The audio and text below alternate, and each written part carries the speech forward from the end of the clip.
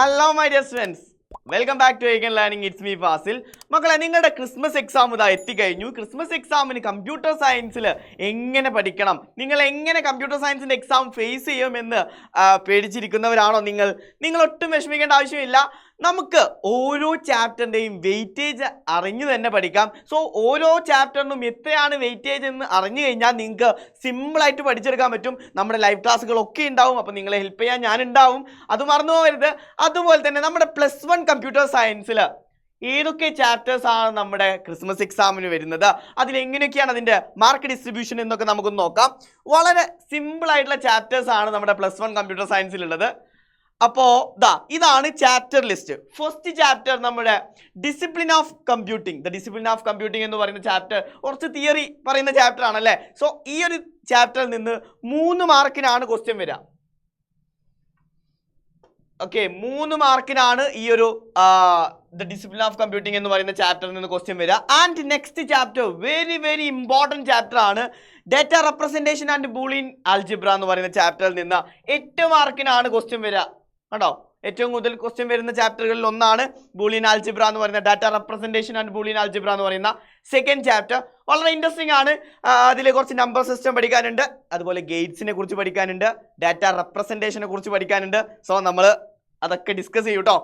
And next 8 മാർക്കിൻ്റെ question വരുന്ന chapter ആണ് നമ്മുടെ മൂന്നാമത്തെ components of the computer system. So മക്കളെ, നമ്മൾ കമ്പ്യൂട്ടറിൻ്റെ ബേസിക്, അതിൻ്റെ സ്ട്രക്ചർ, അതിനുള്ളിലുള്ള കാര്യങ്ങൾ ആൻഡ് സോഫ്റ്റ്വെയറിനെ കുറിച്ചും ഹാർഡ്വെയറിനെ കുറിച്ചൊക്കെ ഡീറ്റെയിൽ ആയിട്ട് പഠിക്കുന്ന ചാപ്റ്റർ ആണ് എന്ത്, components of the computer system. Simple chapter ആണ്, എല്ലാം സിമ്പിൾ ആണ്. And next chapter principles of programming and problem solving. 7 മാർക്കിനാണ് principles of programming and problem solving എന്ന് പറഞ്ഞ ചാപ്റ്ററിൽ നിന്ന് ക്വസ്റ്റ്യൻ വരിക. അതിൽ ഫ്ലോ ചാർട്ട് എന്താണ്, അൽഗോരിതം എന്താണ്, ദെൻ ആ ഒരു പ്രോസസ്സിങ് എങ്ങനെയൊക്കെയാണ്, ആ ഒരു സ്റ്റെപ്സ് അല്ലേ, അതൊക്കെയാണ് നമുക്ക് പഠിക്കാനുള്ളത്. വളരെ സിമ്പിളാണ്. സിമ്പിളായിട്ട് ചെറിയൊരു ചാപ്റ്ററിൽ നിന്ന് 7 മാർക്കിനാണ് ക്വസ്റ്റ്യൻ വരിക. And introduction to C++ programming. C++ പ്രോഗ്രാമിങ്ങിൽ നിന്ന് 6 മാർക്കിനാണ് ക്വസ്റ്റ്യൻ വരിക. C++ലേക്ക് കടക്കുന്നതിന് മുമ്പ് നിങ്ങൾ അറിഞ്ഞിരിക്കേണ്ട കുറച്ച് കാര്യങ്ങളൊക്കെയാണ് ആ ഒരു ചാപ്റ്ററിൽ പഠിക്കുന്നത്. C++ൻ്റെ ബേസും കാര്യങ്ങളൊക്കെയാണ്. അതും വളരെ ചെറിയൊരു ചാപ്റ്ററാണ്. അതിൻ്റെ ഹാഫ് പോർഷൻ നമ്മൾ ലാബിൽ എങ്ങനെയാണ് പ്രോഗ്രാം ചെയ്യേണ്ടത്, അതെങ്ങനെയാണ് റൺ ചെയ്യേണ്ടത് എന്നുള്ള കാര്യങ്ങളൊക്കെയാണ്. അതുകൊണ്ട് തന്നെ നമുക്ക് കുറച്ച് കാര്യങ്ങൾ മാത്രമേ ആ ചാപ്റ്ററിൽ പഠിക്കേണ്ടതായിട്ടുള്ളൂ. And next data types and operators. Different ഓപ്പറേറ്റേഴ്സും ഡാറ്റ ടൈപ്സും സിമ്പിളായിട്ട് പഠിച്ചെടുക്കാവുന്നതാണ്.